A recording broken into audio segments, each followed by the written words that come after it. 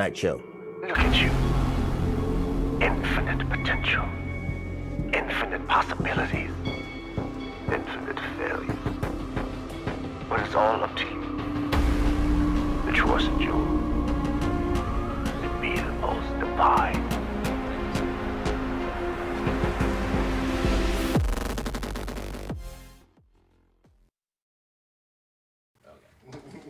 Oh, I bet we can fix this. I bet we can fix it. I mean, or you can call maintenance because you have those people. Okay, my blind bro.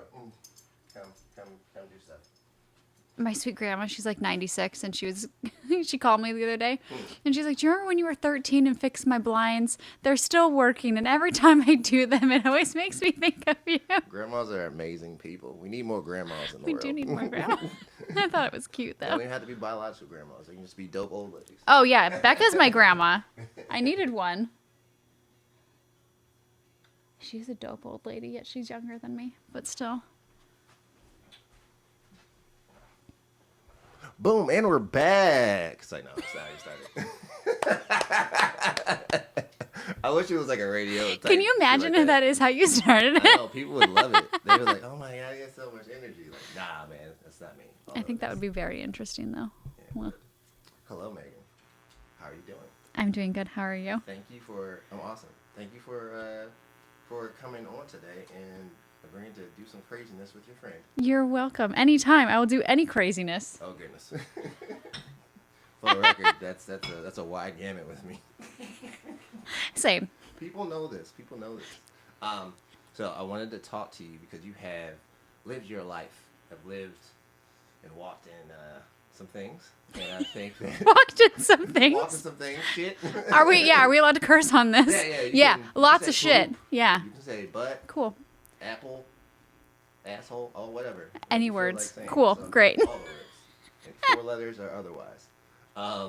Yeah, but you've been through some interesting life experiences, and you've come out on the other side, and you're a smiling, awesome, vibrant person. Most of the time. Most of the time, which is cool. You know, we're dynamic. We Yes. live in a dynamic world, so it's okay to not be that, super cheery. And I guess I just wanted to kind of talk to you because I thought that it was important that people, and we talked about this before, the recording, all that stuff, that some things get normalized in conversations. So it's not Yes. so. Oh my god. And you don't feel as alone. Yeah. And that part, we're all humans. We're living an experience. Nothing's new under the sun. So, yeah. So if you could start, tell folks who you are. What's your about? Ooh. Yeah. Just a little intro about me. Little Okay. intro. My name is Megan. Do I want to give my last name? Probably not. My name's Megan. Hi. I currently live about 3 minutes from Steve. Very close by.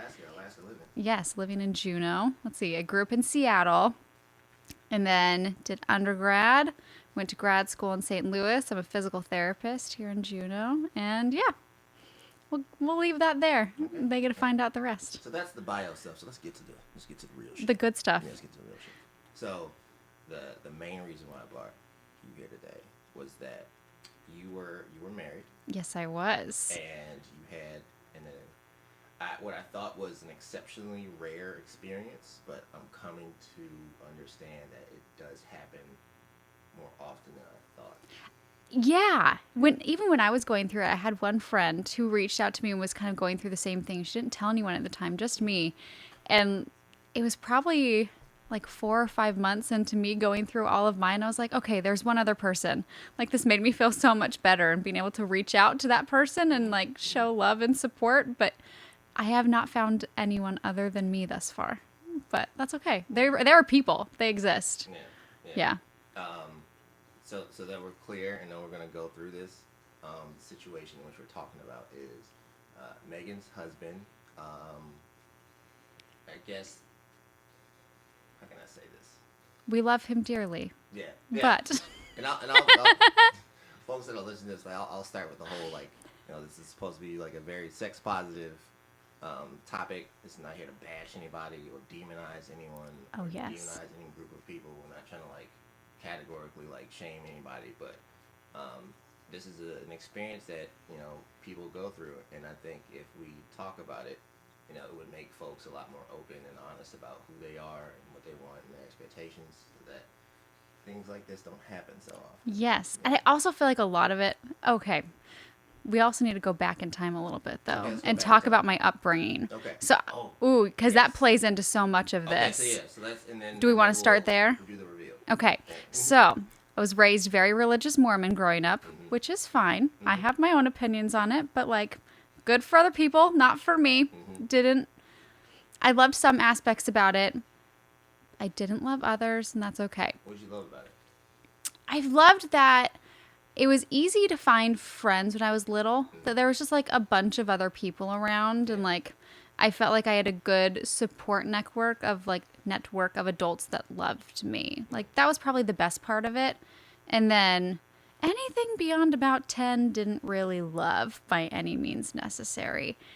And like at this point I have a lot of opinions about religion, especially when it comes to children, that you're kind of, when you raise them in one religion, they just get so indoctrinated and their brain develops within that religion so heavily that if they ever try to step outside of it as an adult, it really fucks you up. Like, I still deal with that now. So, like, I have opinions about being raised within one denomination really strictly. I just don't think it's very positive. Or at least in my situation, it wasn't very positive. What changed at 10? Well, I got feisty. I've always been a little feisty. That Oh, I'm not going to make any generalizations, but I don't know if you peeped her hair color. yes, I have red hair. But it's a very patriarchal religion, and so women are supposed to say yes and be kind and be sweet and be loving and not have opinions and just want to have babies. And I am not that person by any means. And so about at 10 is when I was like, I don't want kids. I want to go to grad school. I want to be a doctor of some sort. Like, and then you start seeing the divide of like, I want things that this religion does not want me to have. And I'm behaving in such ways where like, I am standing up for what I think is right and getting kicked out of class a lot in church for expressing opinions. Yeah, I got kicked out a lot. I think there was an entire year where every single day, me and this one friend ended up getting kicked out. So we'd just like go to a random classroom. Like I'd go find my dad and be like, got kicked out of class again. He like, okay. So I just like go to a random classroom that was empty. Me and my friend would like play games on our phones. And then, I mean, it's fine. Yeah. Just men expect to be shown a lot more respect within the religion than I think they deserve sometimes. And you see that in a lot of religions and spiritual systems where it just starts to become misogyny under the guise of like some type of hierarchical unity figure. And so let's see, what year is it? When you start high school, you end up going to seminary. So like your church involvement is supposed to like increase as you go through like the teen years where most people get lost. And so they start having you before school every single morning. You go to seminary, which is like an additional hour of church every fucking morning. And so my freshman year of high school, I got kicked out of my seminary class and told never to come back. Out the gate. I honestly don't know what I did, but I must have been feisty for a while. But I remember I showed up one day. I showed up late because like I'm me. And then I had coffee or hot chocolate or something, and like they do not like coffee. Let's make that clear. Oh, yeah. And one of my friends ended up spilling it on the floor. This is such a weird story. She ended up spilling it on the floor, and then this teacher just started cussing at me, and I was like, "Ooh, bitch! Like this is about to go down." Oh, God. So she starts cussing at me, and I was like, "Okay, bye. I'm never coming back here." And she's like, "No, don't." I was like, okay, great. And I still remember I went home and I told my parents that I wasn't allowed to go to seminary anymore. And they're like, okay, that's weird. And then this teacher came over and apologized. And I was like, no, I found it out and I'm taking it. I'm never going back to seminary then. So I think I had like 20% attendance for the entire 4 years. Like quite poor. Like, It's like, Fridays. I show up on Fridays. yeah, Fridays were game day. And like all my friends, you just do random things and eat snacks. Yeah, Fridays were the good days. Sounds like the day to go. So, 20% of the time. Yeah. Yeah. Anyways, at this point, end up graduating high school, which high school's a little weird. I ended up starting college when I was 16. It was just kind of an expectation in my household. And So started college when I was 16. I graduated with my associates when I was 18. And at that point, it was very kind of pushed to go to a religious institution. So I transferred to BYU for the last 2 years, which, thank you, Brigham Young University. Okay. Very Mormon, Yeah, very. very opinionated. I'm also very opinion. It didn't go well. I did not love my time there, to say the least. And so it was my junior year, and then soon-to-be husband, who we will not name. We probably will name him at some point. Sorry. Anyways, we No met. bashing. We're just, No. telling life stories. Yeah, so we met in his freshman, my junior year chemistry class, and so he was sitting next to me. I know, thank you. I know, snatched. Yeah, so he was sitting next to me, and I still remember, like, it was probably after the first week, and he asked me to go on a date. And so I was like, okay, sure, why not? And he ended up programming my number into his phone wrong. It was just like a huge weird thing of like, he then couldn't get a hold of me. And then he saw me in class, and then he got the right phone number, but I could not remember his name for the life of me. Because, like, I'm not interested in dating. I want to go to grad school. Like, no thank you. And I just, right or wrong, have the belief that most Mormon men just want you to be a subservient wife to pop out babies and say yes and have sex with. Like, and I'm not about that. Anyways, so I was not really interested in finding anyone. He was Mormon as well. He was Mormon as well. Okay. And so he was raised Mormon from a very young age. His parents ended up splitting and then ended up kind of remarrying. So there was a lot of back and forth between, yeah, he has a weird childhood. But yeah, parents ended up splitting. Not a lot of oversight. Some things happen. We'll get back to that later. Okay. But yeah. All right. So he shows up, and I still remember I told my roommate, I was like, I don't know what his fucking name is. Like, you got to go introduce yourself and open the door, find out what his name is, and then I can go on this date. And so I still remember I was like, okay, his name is Tom. Great. So I was like, okay, Tom. We're just going to remember, like, Tom Riddle, Voldemort. Like, okay, I'm going to remember this throughout the date. So, and this was in September of my junior year. And so we kept dating. He was very sweet. Yeah. Like, he still is a very, very kind person. And one of the things that I liked most about him is that it's one of the things that I loved most, but also came to also hate most. Because I feel like that's that way with a lot of people. Like, the things you love most about them are also sometimes things that drive you the most crazy. Like, I have one friend now who what I love is that whenever I need him, he will answer his phone and be there. Yeah. But he also is never going to get off his fucking phone when you're around and hanging out together. You know, so it's like that double-edged sword of like, I love that you're always available, but I hate that you're always on your phone when we're together. So I loved that he was always kind of like happy and like bright and like nothing bugged him too much. Come to find out later, he's just very honest with his emotions. So when he's going through a good phase, everything is good and bright and happy. And when things are dark. And there is no masking it necessarily. So it's the good and the bad. Yeah. When things are good, things are good. So we start dating, and everything was fine. We ended up getting engaged, I think, in January of that year. And so within the Mormon religion, there's no sex before marriage. So we did not have sex before marriage. Mm-hmm. Other sex we will not bring up because... There is no other sex. Yeah, there is no other... it comes up later. So we didn't have sex. We ended up getting married at the end of March. So really fast. We meet in September.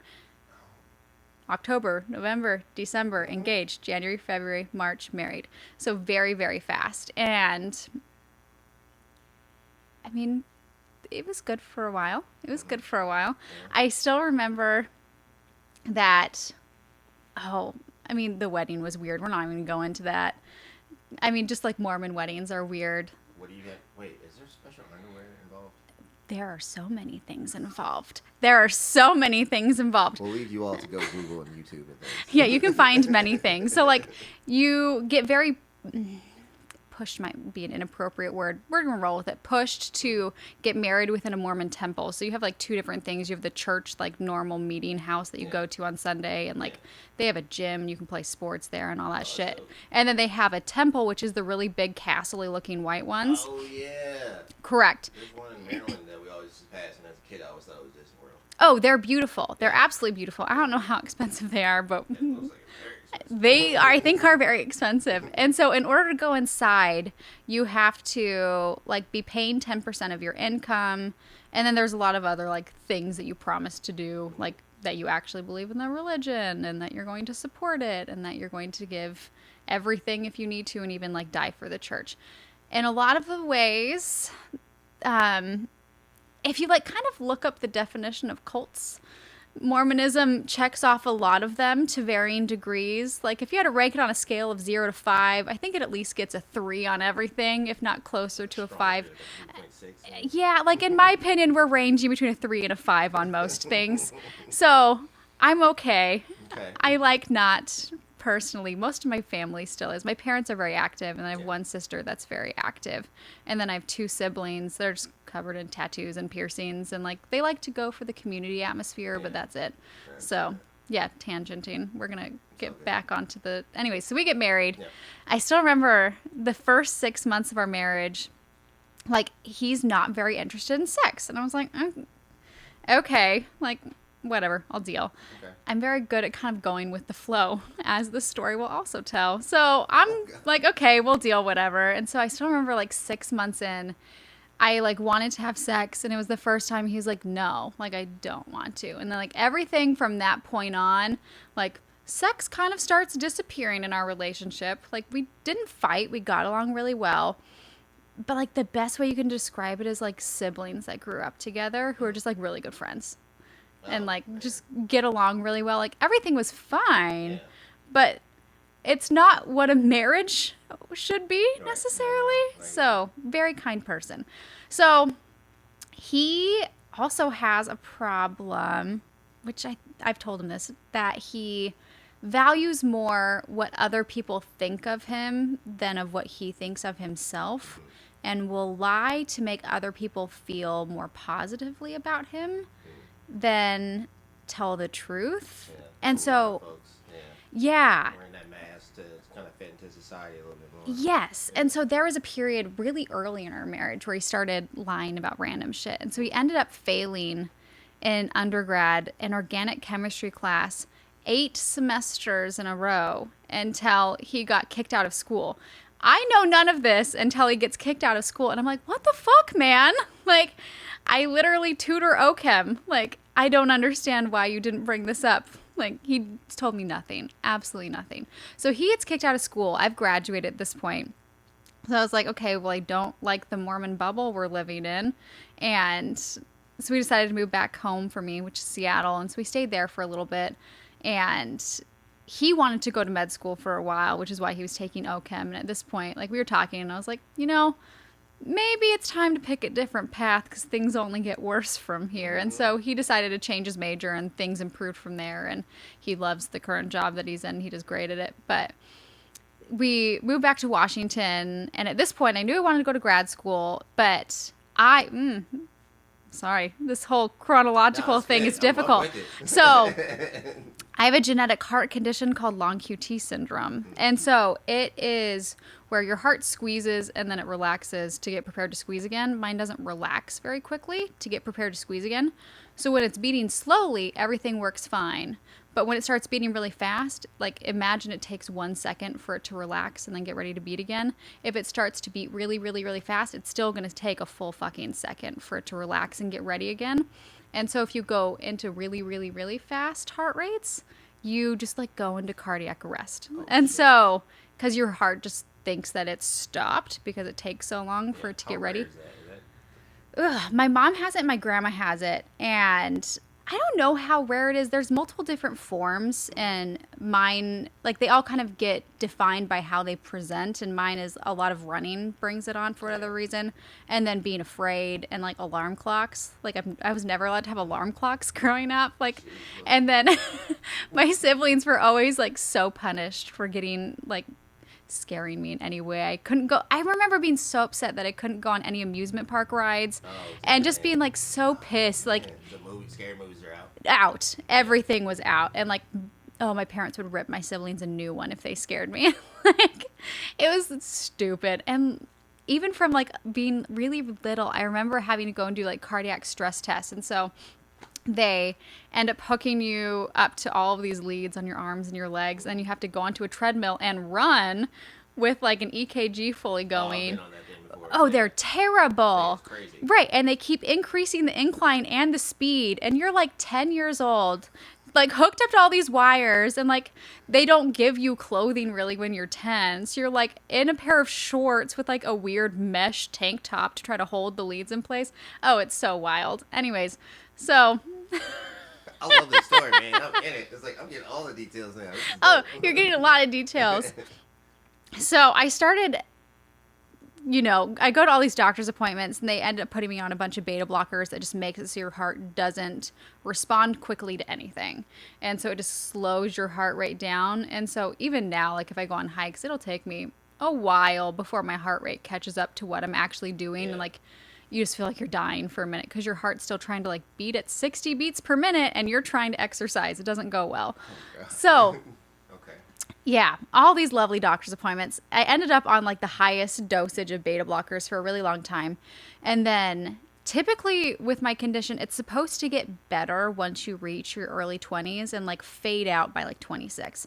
And mine just kept getting worse in the ways that with the amount of beta blockers I was on, it was slowing down my heart rate so much that I was just passing out all the time and like turning purple. I was And gonna ask you, like, you just like, feel like one of those, like, what is it, fainting goats? Just... oh yeah, I was like a fainting goat all the time.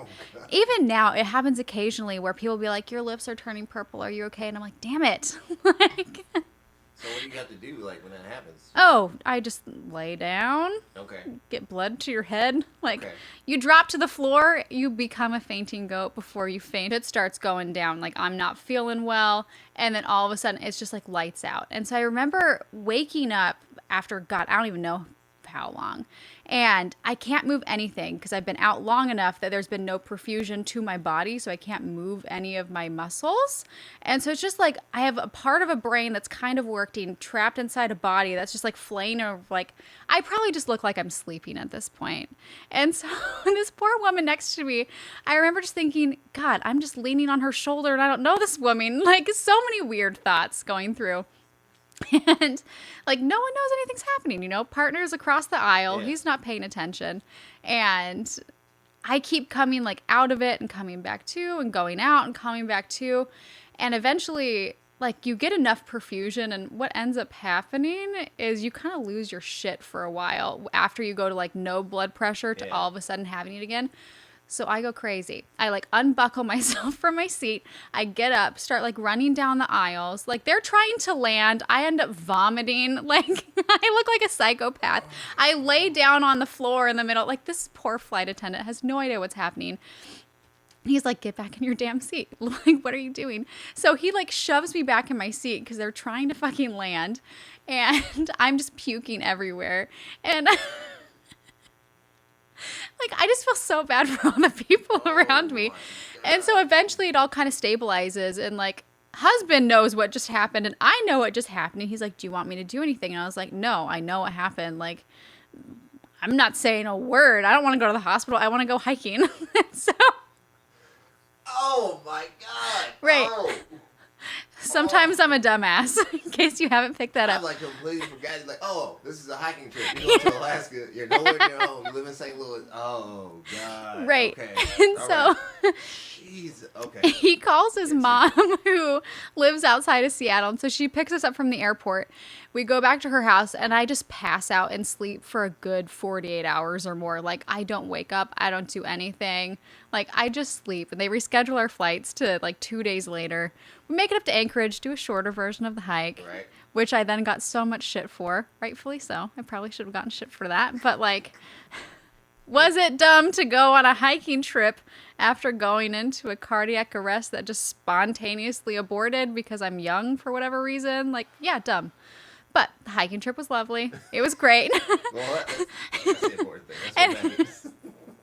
I already had an appointment with my cardiologist by the time I got back. And so I get back, I land, I go to my cardiologist. He calls me a dumbass and then tells me I need a pacemaker. And so I'm like, okay. I was like, so what happens if I don't get a pacemaker?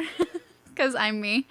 He's like, well, you'll probably die and it probably won't spontaneously go away this time. Like, you'll actually die. So I chose to get a pacemaker. Okay. But this is in How the old are middle. you when you I'm get it? 20. I was 25 when this happened. Yeah. And then I got it right after my 26th birthday. Okay. And so PT school is resumed at this point, and everything's terrible. So I have to like email on my professor. I mean, PT school is very hands-on, and after you get a pacemaker, you can't move your arm out away from your body more than 90 degrees, and then up in front 90 degrees. You can't put any weight through it for a long time. So you just can't really do anything, and most things in physical therapy are like lifting, pushing, manipulations, you know.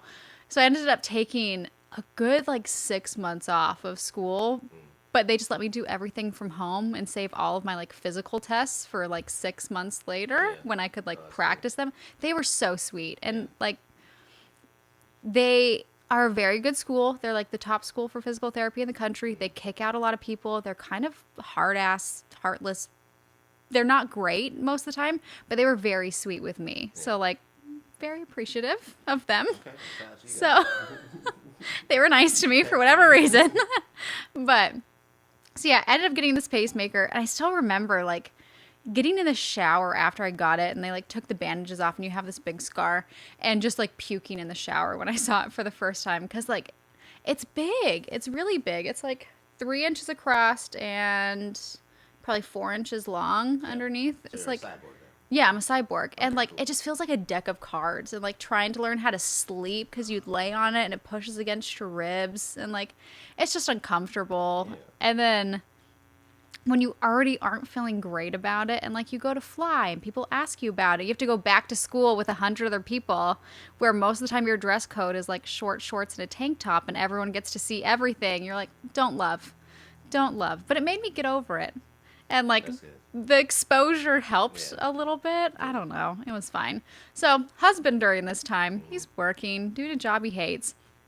And Oh, I know that feeling. yeah, he's just miserable. And so, probably a couple more months later, he decides that he wants to move. And then this becomes a theme for a while. He wants to move, and he wants to come back to Juneau because he was born here.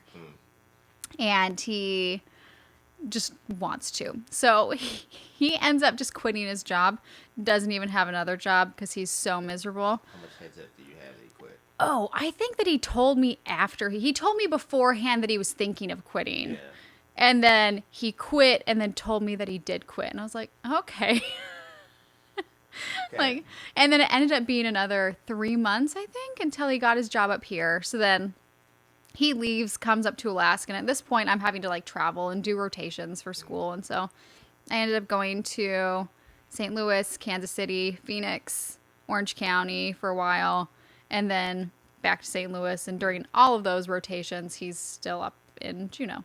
And it was fine. I mean, also remember our relationship, not very sexual by any means, So- very much just like a good partnership, Yeah. good friends. Keep talking. Get the door real quick. Oh yeah, you're fine. Ooh, who's at the door? I don't know. I think it's our lovely neighbor. Oh, I hope it's Becca.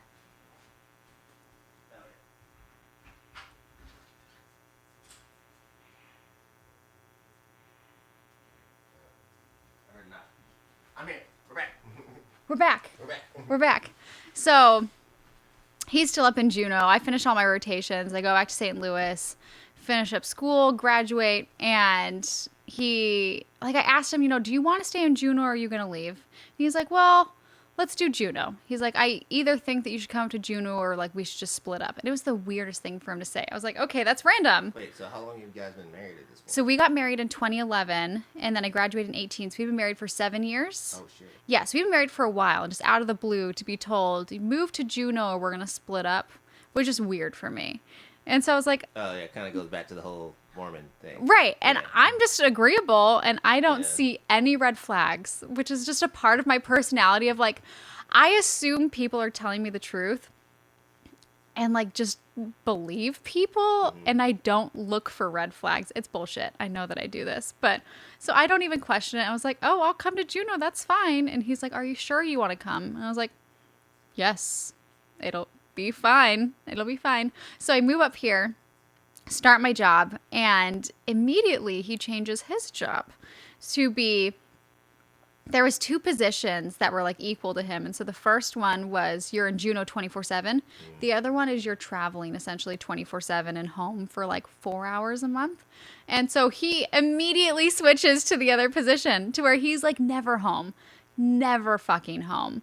So like he would come home, do laundry, repack, I'd bring him back to the airport and he'd be gone. And so I just remember being here and be like, what the fuck? You brought me here. Yeah. It's dark. It's winter. Oh yeah. Like this hospital is weird. Like 20 hours a night. Yeah. You don't know anyone.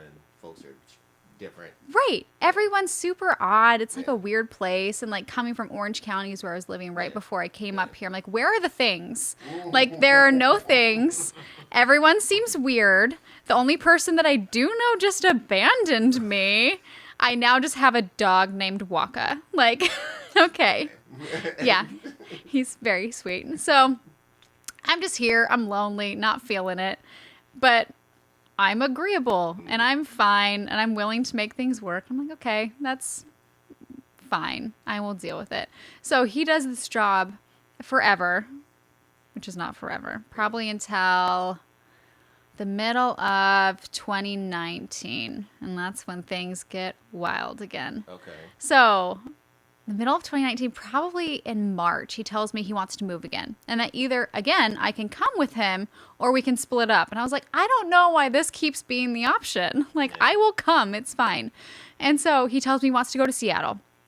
I was like, okay, that's fine. I'll find a new job. It'll be good. And so I tell my boss, I give him my notice that I'm going to leave. I find a new job in Seattle. And it's about 3 weeks before I'm supposed to start my job in Seattle. And I get home from work one day, like we've already shipped a bunch of our stuff out. He still doesn't have a job there yet. He was going to let me go first, then he was going to come afterwards just because I got a job really easily. And I come home from work and I remember I was just like sitting in the bedroom and I'm doing laundry and he's sitting on the bed. He's like, we need to talk about something. So I say, okay, always great words to hear. Always great words to hear. And so he tells me that he's bisexual. And so I was like, that's fine. Like, I have no issues with this. And at this point, neither of us are very active within the Mormon religion. I don't have any issues. Like, I literally... You're married at this point, so like him telling you that he's bisexual, like how... And you've been married since 2011. Yeah. Now it's 2019. Yeah. And this is when he decides to tell you that. Yeah, it's really late. It's Yeah, really a little late. late. A little late. And Yeah. so I was like, you know, I love you. That's completely fine. Like, you can be bisexual. That doesn't matter, you know? And so I start asking him questions. And one of the things that I always remember thinking was weird, but never really thought anything of it, is that when we started dating, I asked him if he was in any like long-term relationships before we got together. And he told me that he had never been in a long-term relationship with a girl before me. Emphasis on with a girl. So this comes up later. Okay. Yeah. So back into present Words time. matter. Gotcha. Yeah, words matter. Words really matter. And so I'm asking him all these questions of, you know, why do you think you're bisexual? Like, what has made you realize that? And he starts telling me about some of his history before we got together that he chose to omit at the time. So it turns out from when he was young, like even before teenage years, he was having sex with men. I'm so sorry, Tom, if you don't want anyone to know this, but you're very open and gay at this point. So he's like having sex with men. Like they would have sleepovers and have like huge orgies. Like when we're I've talking heard about this happening like multiple times. Like a lot of my friends right. who were married to a woman and now very much. Exactly. Yeah. So they'd have all of these, like they would literally host, or I think they called them boys' night or something, which I think is so cute. Yeah. Isn't that adorable? Oh, what a great cover. I know. Yeah, boys' night. Oh, okay, cool. And he still remembers. He's like, you know, most of these people are Mormon, you know, very religious. They're very not kind towards the LGBTQ community. Like, they're very much being gay is a sin and you are bad. Like, you can feel gay, but you can't act on it. Like, they're just mean. They're just mean towards the LGBTQ community. Right. Super mean. And so he's having all of these orgies, like doing all these things, but he's like, we would still finish and then like be talking about different girls he wanted to hook up with. He's like, there's just so much cognitive dissonance there of like between what the religion was telling you should be feeling How versus actually living. how you actually felt, right? And so he ended up in a relationship with a guy that I don't think was super serious emotionally, but physically they were hooking up for a number of years. And then he ended up with another guy that he was in a relationship with. I mean, both of them were about a year or two. Like, they were both longer. And the second one is the one that kind of fucked him up. It was later, I think when he was in his later teenage years, where this guy ended up telling him that it was a sin and that they were disgusting and blah, blah, blah. Yeah, Just all that self-hate. yes, exactly. And that like kind of fucked him up. And so at that point is when he just like stopped with the men thing. And it was just like, we're going to cancel that out. Went on a mission for the Mormon church, came back, found me, got married. And I think it's so interesting though, because at some point my sister, my oldest sister, love her, she told my parents maybe like 4 years into us being married, and she asked them, she's like, I think Tom's gay. And my parents were so pissed at her. They're like, how dare you be this judgy? Like, and this poor Just because sister, he's like, no. yeah, she Whoops, knew sorry. it. Apparently he referred to me as a beard twice. And like, yeah, Oh. in her presence, whether or not I was there, I don't remember. I did not pick up on it because I'm oblivious to the world. Yeah, Who knows? right. But I didn't catch it. But she noticed enough like red flags that she asked my parents about it. And they were so mad at her literally for over a year. Didn't want to speak to her. She's the smartest of the bunch. Like, It's like, listen, you gotta listen to those things. we should listen to her The more often. objectionable ones. I don't like this. Oh, yeah. So he tells me all of this, that, you know, all of his past history with men. And he still is like, you know, I think I'm bisexual. And I was like, okay, we can deal with that. Like, that's completely fine. How are you gonna deal with it? Like, let's say. That's a fair question. Yeah. And so that's a really fair question. I feel like I'm always in the mindset of like anything can be, I mean, other than like physical abuse, like Yeah. most things can be resolved and like worked through. I'm also just very content. I don't know. I think I'm just a weird personality. That's fine. We need weird people. I'm weird. You met me before. I am like so committed in relationships. It's like a bad thing sometimes of like, Okay, yep. not to the point of like, I will not tolerate any abuse, but like, Keep yeah, talking. go ahead. Yeah, you fix it. But yeah. And so I remember just being like, okay, you know, we'll just keep talking about this. We'll find, it'll be fine. I love you. This doesn't matter. And so a couple weeks go by and like we keep talking and like I've come to the conclusion that like I think you're gay and I think you're just not accepting that you're gay. And so we're having all of these conversations about how like I really think that you're gay. And he is kind of open to the idea of like I might be. And I was like, okay, cool. We should keep discussing this. And he's, you know, working through his own shit. And so finally it reaches the point of like, I think at very least we both need to just separate and you need to go to counseling and you need to do whatever you want for your own life for a while and decide what you want and what's going to make you happy. And if for some reason that's being together with me, that's fine. But like, I think we should split, you know? And so he agrees in the moment and then he tries to get back together with me a few times and I'm just a hard ass of like, nope, it takes two, I'm not in. And so I tell him no.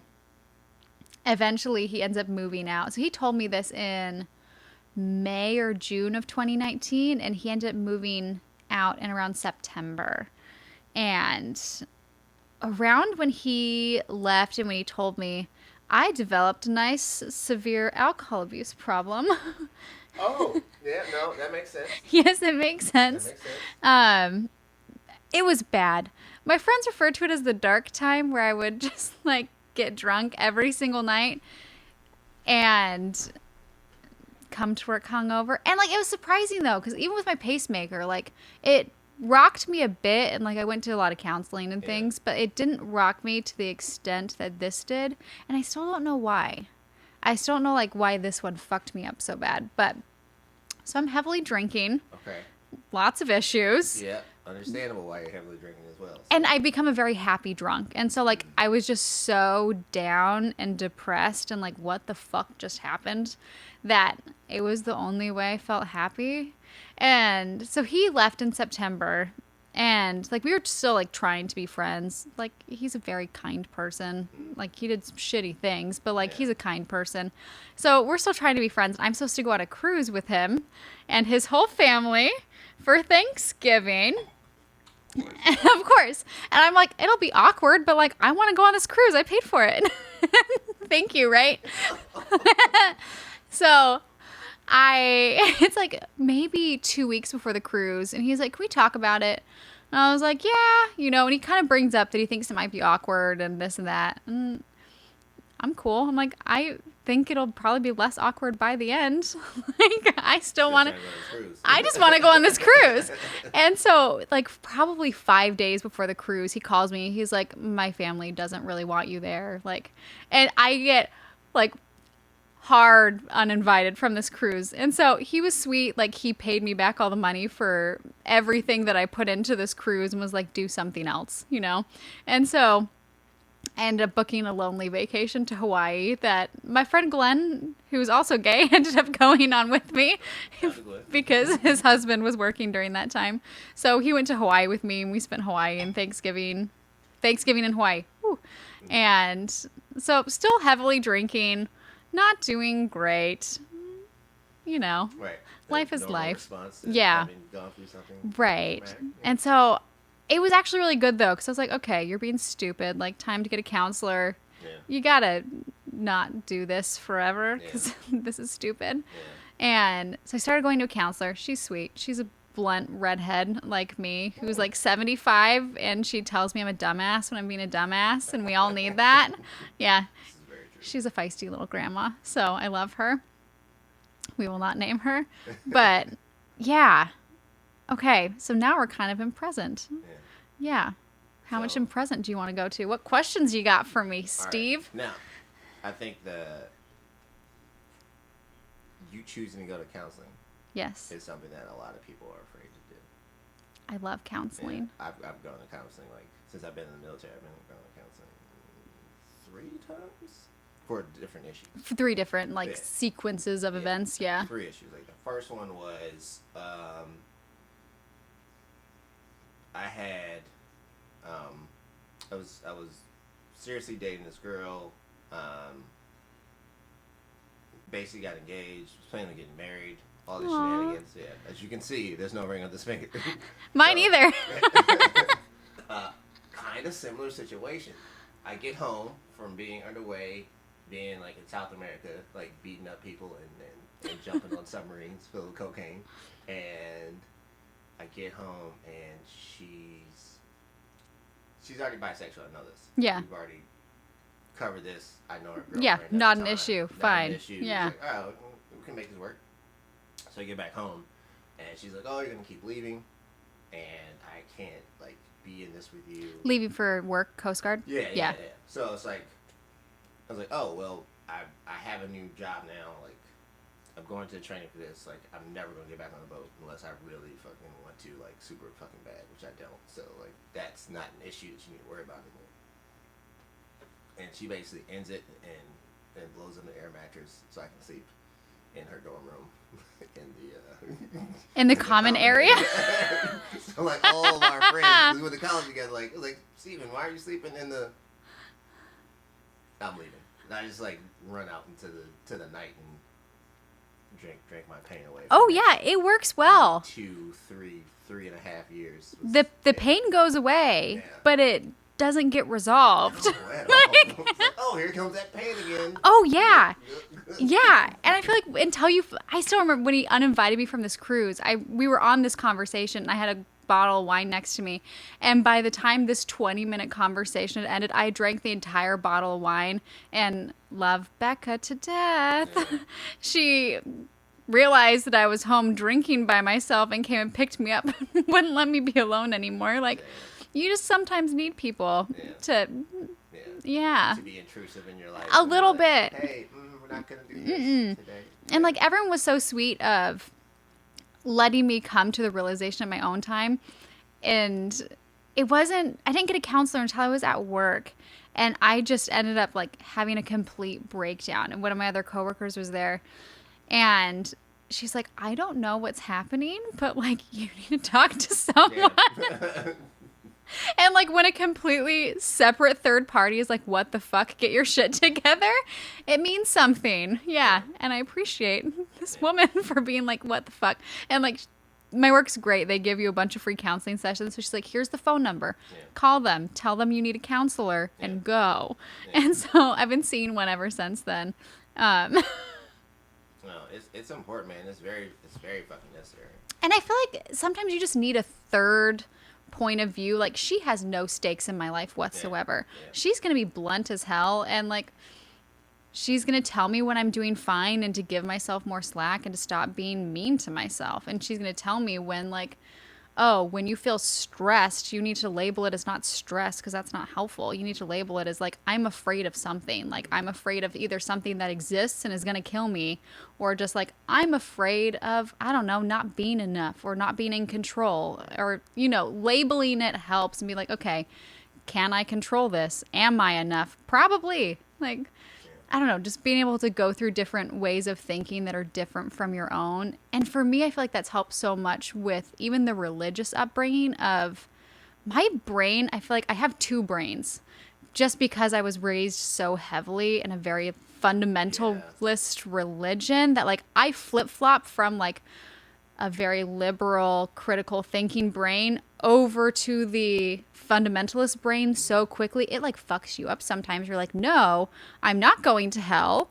We're going to flip back over. Like, and even now it still happens. It drives me crazy. Yeah, it's hard because you still have to like, you have to filter your reality through that bedrock that was like, that was embedded in you. Like so early, before you even could critically think about things and before you even chose to have your reality be that, which I think is why I feel so strongly of, I don't know if children should be solely exposed to one religion before they can think critically about it. Like religions as a whole, great. Expose them to a bunch of different things. Let them choose whatever seems to like fit with them personally, but making their whole worldview based off of one thing that can then just come crushing down upon you in your early 20s, I don't feel like it's very healthy. No. And I think with, you know, we're talking about like a lot of these religions, like you're talking about a time period where not a lot of people could read for themselves.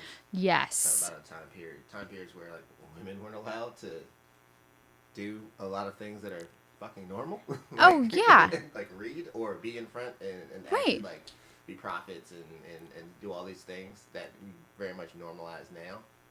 Or wear pants. That's another fun one that's weird for some reason. And like in the Mormon religion, I still remember like they put it not necessarily in the category of like a sin, but like in a very bad thing that you don't do is research the church outside of church related material. Right. Yeah, that face. Yeah. Right. And then you go and look at the information outside and you're like, okay, the weird dude that formed this religion was a treasure digger in the middle of nowhere who never found any treasure and liked to make up stories a lot from when he was a kid about Native Americans, and then somehow made up this story about Native Americans and Jesus, and then found it as buried treasure that he found, and then he translated it, and like, it's wild. Yeah. It's when you like actually look at it, you're like, what the actual fuck? And then like, you know, Mormons have like the back history of polygamy. And so even when you look into that, like so much of it is him pretending polygamy wasn't a thing and saying that it wasn't happening, when now the church spins it as like he was just marrying women whose like spouses were gone or dead or doing something, when like he would send their spouse away and then he would marry their children, or he would marry people that worked for him in his household, like teenagers. Yeah. You're like, no, I'm pretty sure you just wanted to fuck them. Like, and then you made it a part of your religion. Like, oh, we'll work this in. Yeah, exactly. We'll work this in, and that's how the entire church, I swear, is formed, of like, we'll work this in and iron out the details later, you know? I mean, there were many good things that I got from being raised in it, but also many not great things. Yeah. So weird religions. Yeah. If you love the Mormon church, I'm glad you love it. Yeah. If it works for you and it brings life and happiness to you and everybody's okay, but then it's like, in any religion, it's like, all right, how much agency do you have? Oh, Yeah. yeah. Then there's that. If you don't have agency, then it's just a control system. I know. And I feel like that's what a lot of religion is just a way of controlling your behavior. And once you reach a point where you're like, I don't need someone to control me. I can make my own decisions as a female. I can do that just fine. Yeah. It just doesn't really serve a place anymore when it just restricts you. So, And I think that the time periods that we're getting, I think a lot of stuff is like so tumultuous right now because people are starting to like really question their environment, how they're educated, like why they're being educated the way they are. Yeah. And, like just shaking that shit off. It's funny. I was reading this thing and this guy was like, it's funny how for some reason people think that these universities are these liberal like farms that pump out people and make them into like radicals and whatnot. I'm like, you mean they get more information and they start to like question like, wait, hold up, none of that shit makes sense. Yeah. And then you go back home and then you start getting fights with your family on Thanksgiving. Columbus ain't fine shit. yes, exactly. I know. They're fine when you enter with no information. When you exit with information, they're all of a sudden very upset. So I paid all this money for you to go to school and this is what you learned? Yeah, like the truth. Yeah. What do you I learned a few things. You want should me be to stay proud the of same? that. Yeah, I know. And staying the same is insane. No. Have to change. Oh, goodness gracious. Yeah. But the counseling. Back to the counseling. Back to counseling. Yeah, back to counseling. Yeah, it's very important. The same time that like all that crap was happening to me, I had a cousin who basically was like a little sister.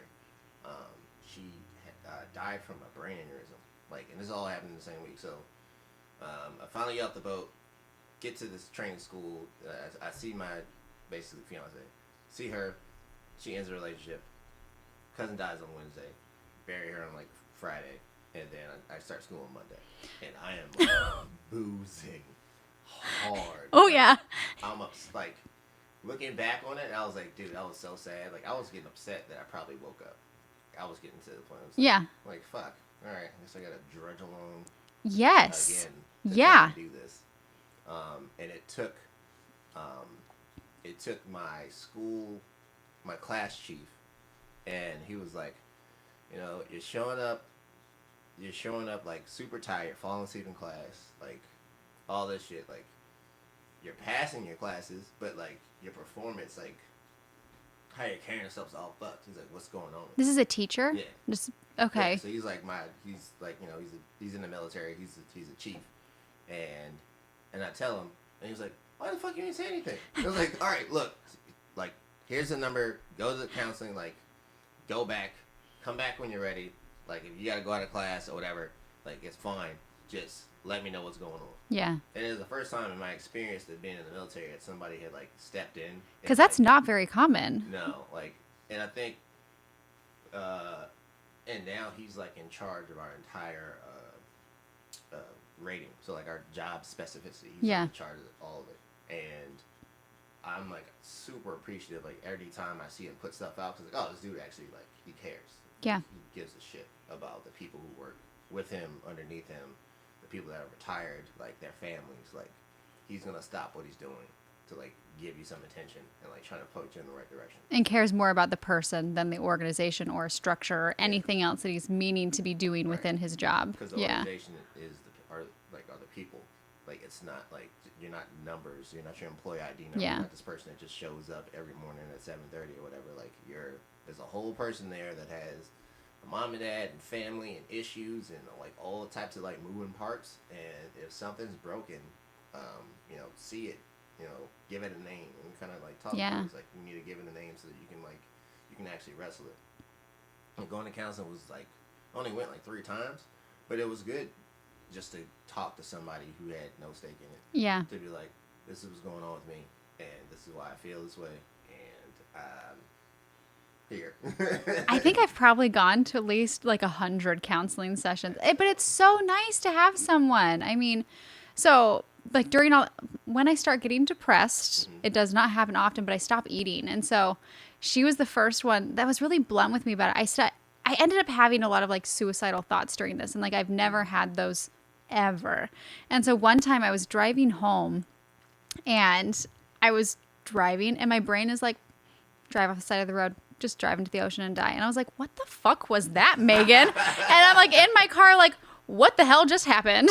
Like, and it really, like, it fucked me up to where then I got home, went to my friend's house. I was like, I don't know what's happening. Started drinking, obviously. Right. After those thoughts. Uh-huh. Yeah, it was wild. And it was the first time I experienced my own brain, like, fighting against my own well-being. Like, it was just a wild experience. And I have a sister who, she's always struggled with, like, well, two of my siblings have, but the one we're not going to talk about, she has always struggled with, like, suicide and, like, a lot of depression. A lot. Yeah. And I don't think I've always been very, like, pro counseling, like, pro get whatever help you need, but I've never understood it and been able to see it from her perspective of, like, this is traumatizing to have part of you want you dead when you also don't want to be dead, but you do at the same time. Like, it was just wild. And when I get, like, really depressed, I stop eating. And so I'm probably 120 pounds at this point. I think I was close to, like, 105, like, we lost a bit of weight. Like, this, I'm normal. Thank you. Hi. And so I remember I was at my counselor. I was like, I'm having all these suicidal thoughts. And she's like, well, can I just be blunt with you? She's like, with all of your medical problems, how much do you weigh? Because I see what you wear in here. And, like, oh, you know, my clothes are baggy. I'm wearing huge coats. I'm always cold all the time. And so I told her I didn't know. And she's like, let's go. And so she made me go and get on the scale and weigh myself fully clothed. I'm like 107 pounds. And she's like, so are you trying to kill yourself or are you not? Because with all of your medical problems, it kind of looks like you are. And, like, she was blunt. She was a blunt ass bitch. And I appreciate her for that. That she's like, you either are, like, actively choosing to try to get better and stay alive. And if so, you need to eat. You need to drink water. You need to not drive off the side of the road, and all those things go together. Yeah. And, like, I didn't want to eat. And, like, love Becca, our mutual friend. I was like, Becca, I just need to find anything that I will consume and not want to vomit. Like, let's just find anything super high calorie. Like, because I'm stupid. Like, yeah, exactly. And so, like, we went grocery shopping together for I don't know how many times, but, like, she helped me find foods. Like, it's just nice to have people who are willing to be blunt and help you when you reach out and need it. Yeah. I think having that, like, support network and then going to counseling, and it might require people losing some friends and changing up your schedule and doing things. Yeah. Especially if you know, like you're saying, like, you know, it's the first time you've had this narrative running in your brain where you're like, oh, this is self-destructive. Yeah. Destroy yourself. Yeah. Like, oh, no, let's not do that. But, like, whatever you're doing, like, obviously the drinking wasn't helping. No, God, no. It never helps. No, I have a lot of rules about alcohol now. Yeah. It's fun until it's not. And then it's like, oh. Then I think the worst thing about this shit is that when it comes to the drinking and then, like, being depressed is, like, eventually, like, you will drink so much that you will not get drunk anymore. And it'll just level off. And then you're just sad. Yes. Been there. Yeah. Uh-huh. So that's not fun. Yeah, where you just need more and more of the same substance to reach a point to where you're numb. And then you just can't get numb. Yeah. Yeah. And that's, like, you know, I'm glad you said that, man, because, like, people need to fucking hear it. Because there's somebody who's in it now, I'm sure. So. And, like, on paper, I look like I have a very perfect life. I look like a very lovely human being. You are. Thank you very much. But, like, I don't know, you dive deep into people and you're like, ooh, we got some baggage in there. Everyone has their own baggage, whatever it may be. Everyone should go to counseling, in my opinion. But 100%. Whether you think you need it or not. I know. You should probably just, just peek your head in. Just sit on the couch for a little bit. Yeah, even my counselor now, every single time, she's like, well, when do you want to schedule your next appointment? And my rational, like, me brain is like, oh, you're fine. Like, maybe a month or two.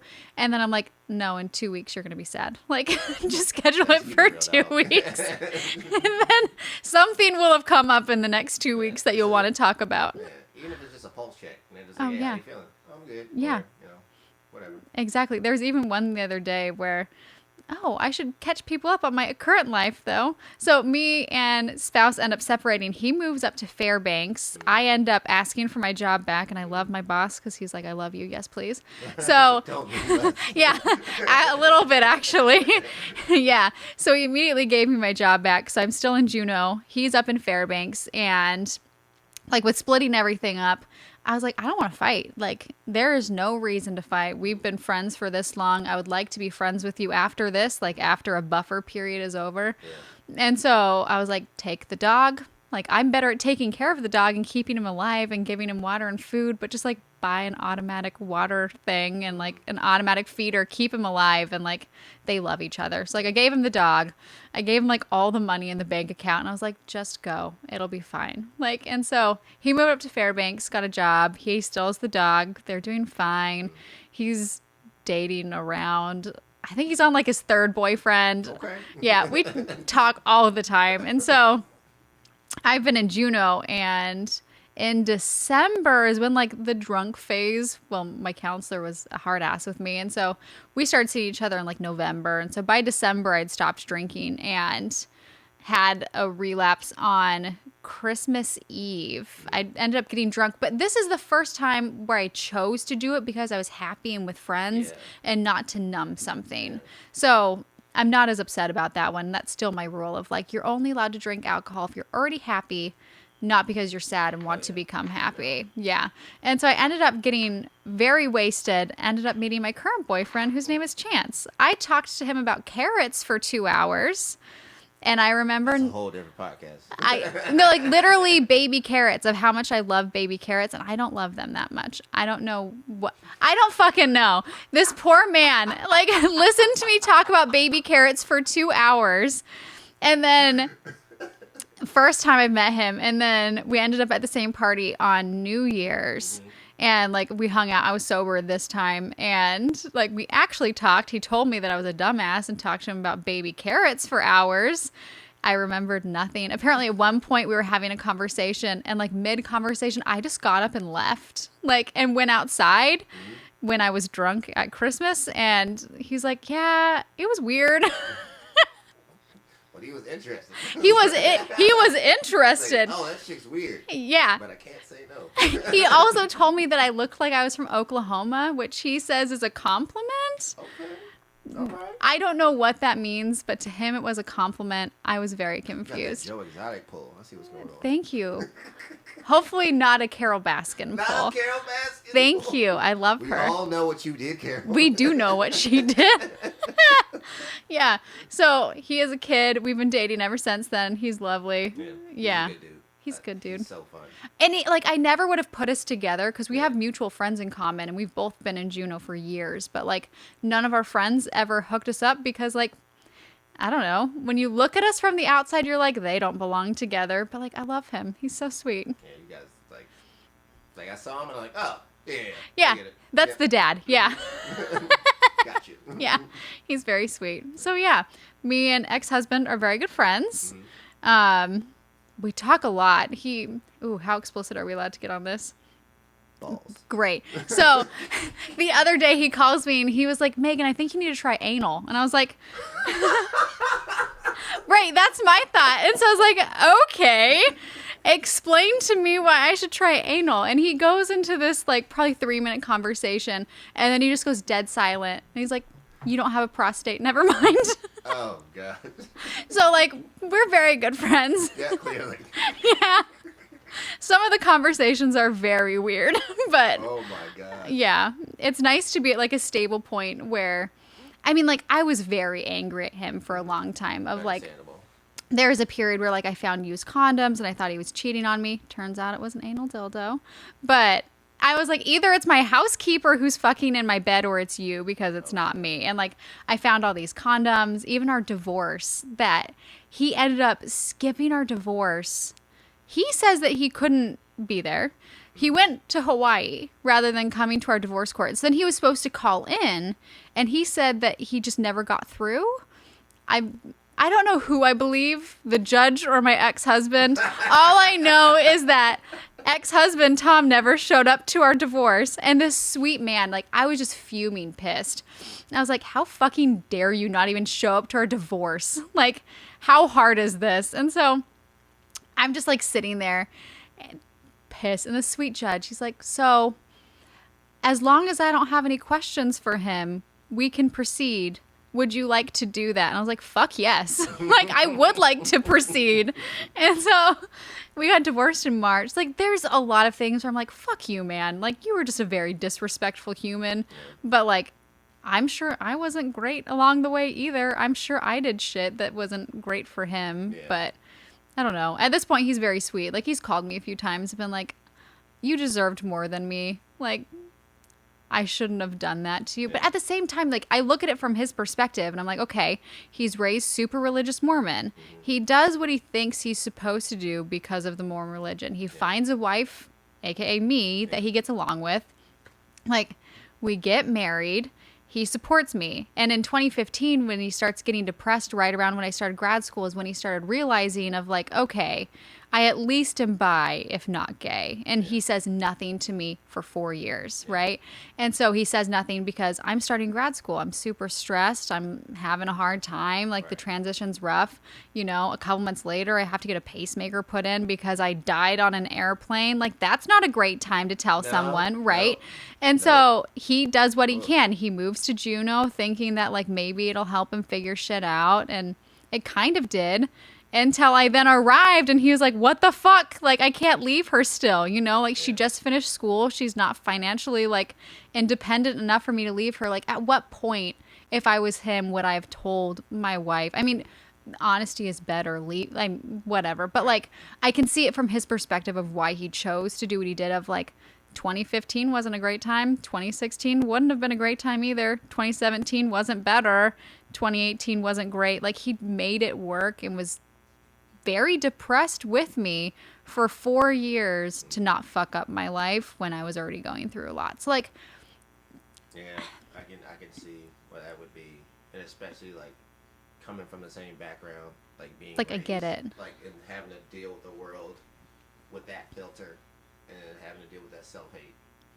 Yeah, like, I can only be so angry for so long. At some point, like, he figured shit out. He did what he thought was right in the moment, even though it still fucked us both up in a lot of ways. I mean, I don't know how I would have chose for him to do it otherwise. Would there have been a good time for you Right. to hear? And, like, he was my only support system. You know, you come from this religion where my parents were very much like, have babies. I cannot have babies. And so, like, that wasn't going to happen for me. They very much are.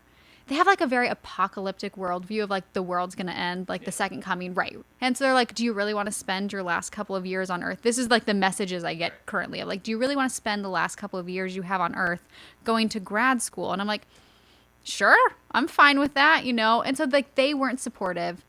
And, like, he was, you know, he never pushed me to have kids. He never pushed me to go to church. I wonder why. Or to not go to church, you know? He never made me cook for him or clean for him, you know?